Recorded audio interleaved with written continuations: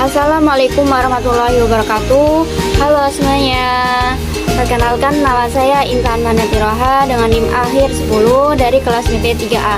Saya akan mempresentasikan macam-macam hadis terkait tumbuhan, hewan, matematika, kimia, dan ilmu alam yang saya temukan. Tugas ini untuk memenuhi tugas mata kuliah ilmu hadis dengan dosen pengampu Bu Ma'muratus Sa'ada MSI. Jadi hadis yang pertama yaitu hadis tentang hewan. Hadis yang saya ambil itu tentang bahayanya memelihara kucing tetapi menganiayanya. Hadis tersebut berbunyi, Bismillahirrahmanirrahim. Hadatsani Abdullah bin Muhammad bin Asma hadatsana Juwairiyatu banu Asma an Nafi' an Abdullah bin Umar radhiyallahu anhuma. Ana Rasulullah sallallahu alaihi wasallam qala mulibat imra'atun fi hirati sanajatha hatta matat fadakhalat fiha nar la hiya at'amatha wa la saqatha id habasatha wa la hiya tarakatha taqulu min khashashil ar. Artinya, telah bercipta kepadaku Abdullah bin Muhammad bin Asma, telah bercipta kepada kami Juwairiyah bin Asma'i dari Nafi'i dari Abdullah bin Umar radhiyallahu anhu. Rasulullah SAW bersabda, ada seorang wanita disisa disebabkan seekor kucing yang dikurungnya hingga mati kelaparan. Lalu wanita itu pun masuk neraka karena tidak memberinya makan dan minum ketika mengurungnya dan tidak melepaskannya sehingga dia dapat menyantap serangga tanah.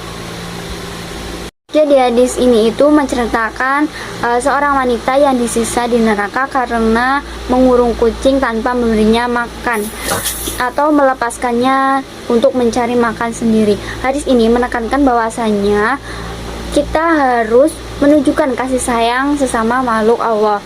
Bahkan sebenarnya Rasulullah SAW itu sangat menyukai kucing. Jadi hadis ini itu dianjurkan untuk bertanggung jawab terhadap kesejahteraan hewan peliharaan yang dapat menjadi amal kebaikan dan mendatangkan pahala. Hadis yang kedua yaitu hadis tentang tumbuhan. Hadis yang saya ambil itu terkait menanam pohon sebagai sedekah yang berkelanjutan. Hadis tersebut berbunyi, Bismillahirrahmanirrahim. Kan Anas bin Malik radhiyallahu anhu qala Rasulullah sallallahu alaihi wasallam, ma min muslimin yakhrizu kharsan aw yazra'u zar'an fayaqulu minhu tayrun aw insanun aw bahimatun illa kana lahu bihi shadaqah. Riwayat Bukhari. Artinya, dari Anas bin Malik radhiyallahu an berkata, Rasulullah SAW bersabda, tak seorang pun muslim yang menanam pohon atau menabur benih tanaman lalu dimakan oleh burung, manusia atau hewan lainnya kecuali akan menjadi sedekah baginya. Hadis riwayat Bukhari. Hadis ini itu mengajarkan bahwa menanam pohon itu memiliki nilai ibadah yang besar, manfaatnya bagi makhluk lain. Jadi hasil tanaman yang kita tanam itu akan dimakan oleh manusia, burung, ataupun hewan lainnya. Jadi hal ini menunjukkan betapa pentingnya menjaga dan memanfaatkan tumbuhan serta mendorong masyarakat untuk berkontribusi dalam menjaga lingkungan dengan menanam pohon yang bermanfaat bagi kita.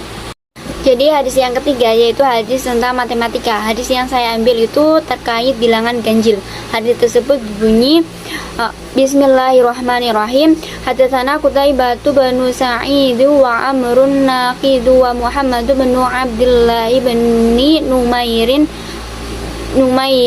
jami'an ngan ibni Uyainah qala Utabaibatu hadatsana Sufyanun an Abi Zinadi anil A'raji an Abi Hurairah belughu bihin Nabiyya sallallahu alaihi wasallam qala idza stajmara ahadukum falyastajmir witrahu wa idza tawadda ahadukum falyaj'al fi anfihi ma'an thumma liyantasirra.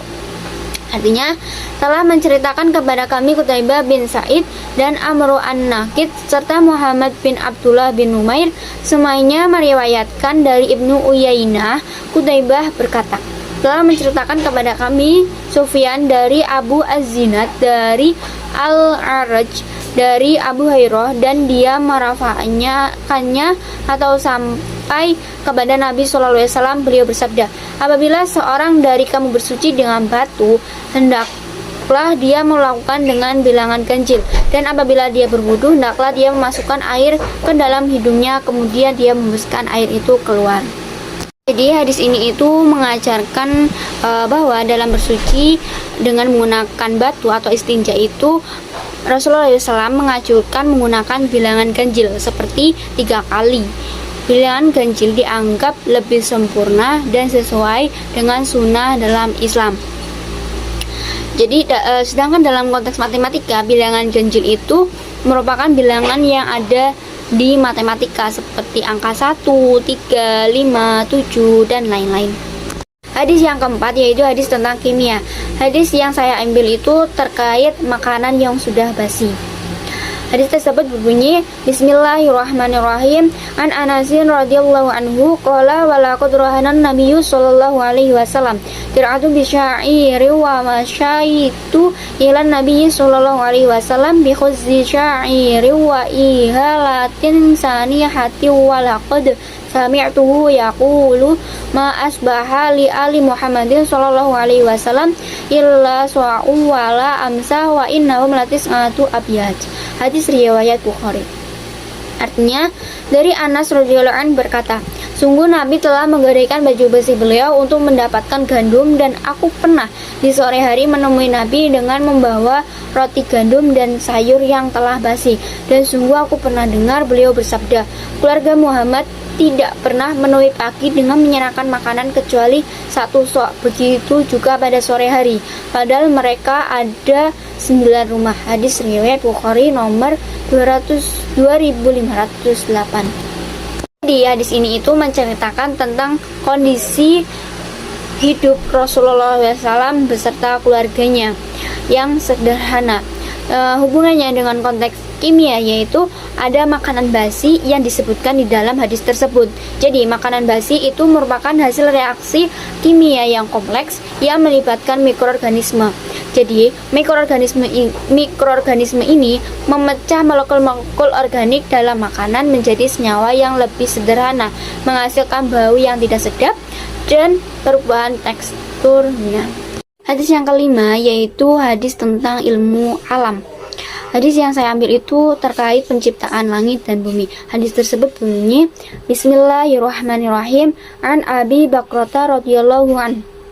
An Nabiyyu sallallahu alaihi wasallam qala az-zamanu qad istadaraka hi'atihi yawma khalaqallahu samawati wal arda sanatusna asyara sahram minha arba'atun hurumun salasatun mutawaliyatun dzul aqati wa dzul hijjati wal muharramu wa rajabu mudarul ladzi baina Jumaidah wa Sya'ban.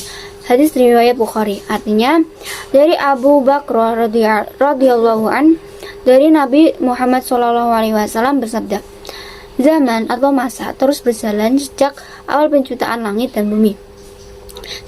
Satu tahun ada 12 bulan, diantaranya ada 4 bulan haram atau suci, 3 bulan berurutan yaitu Dzulqa'dah, Dzulhijjah, dan Muharram, serta Rajab yang berada di antara Jumadil Akhir dan Sya'ban. Hadis riwayat Bukhari nomor 3197.